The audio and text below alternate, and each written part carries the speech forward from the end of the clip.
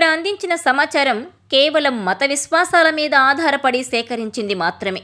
దీనికి సంబంధించిన శాస్త్రీయ ఆధారాలకు సంబంధించి R24 ఛానల్ ఎలాంటి బాధ్యత తీసుకోదు.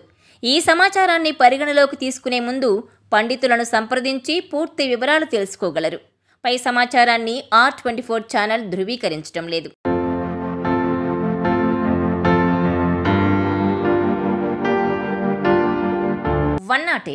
ఇది అంబులెన్స్ నంబర్ కాదు.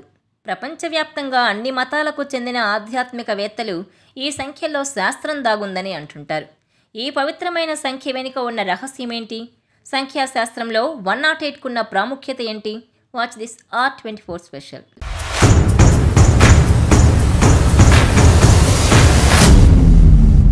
గెలీలియో చెప్పిన దాన్ని బట్టి విశ్వాన్ని వివరించే భాష గణితం.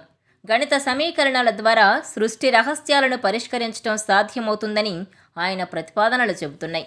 ప్రపంచవ్యాప్తంగా అన్ని మతాలకు చెందిన ఆధ్యాత్మికవేత్తలు సంఖ్యల్లోనే శాస్త్రం దాగుందని అంటుంటారు.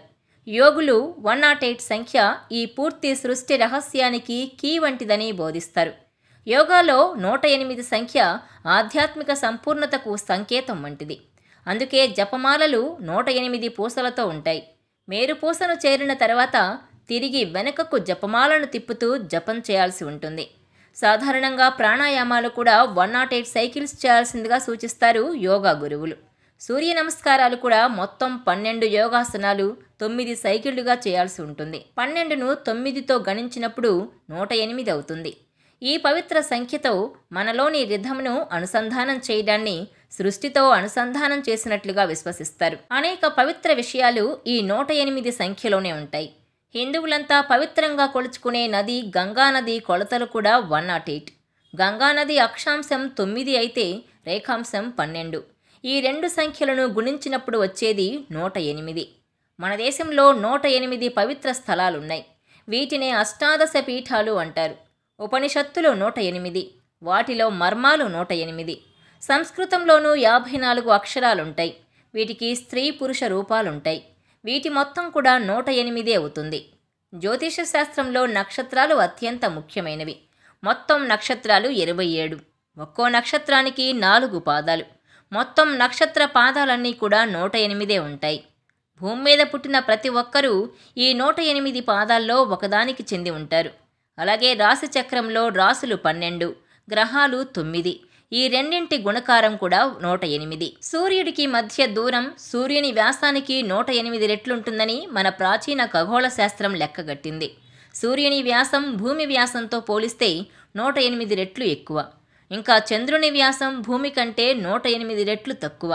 జైన మతంలో కర్మ ప్రవాహ సంఖ్యను 108గా చెబుతారు. బౌద్ధంలో కొత్త సంవత్సరానికి స్వాగతం పలుకుతూ గంటను 108 సార్లు మోగిస్తారు. బౌద్ధ ధర్మంలో మనిషిగా పుట్టినవాడు 108 ప్రలోభాలను దాటుకొని పుణ్యలోకాలను చేరాల్సి ఉంటుందని చెప్పబడింది. 108 ముడులు వేసిన ఉన్ని దారాన్ని పవిత్రమైందిగా సిక్కులు భావిస్తారు. చైనీస్ జ్యోతిష శాస్త్రంలో 108 నక్షత్రాలున్నాయి. వాటిలో 72 హానికరమైనవి అయితే మిగిలిన 36 ప్రయోజనకరమైనవి. టిబెటన్ ఇతిహాసాల్లో 108 మంది మాస్టర్స్ దీక్షాపరులు కూడా 108. క్రైస్తవుల సెలవు దినాలు నవంబర్ 2 నుంచి డిసెంబర్ 25 వరకు 54 పగళ్ళు 54 రాత్రులు. ఈ 2 తేదీల మధ్యకాలంలో చీకటి వెలుగుగా 108 సార్లు పరివర్తన చెందిందని భావిస్తారు.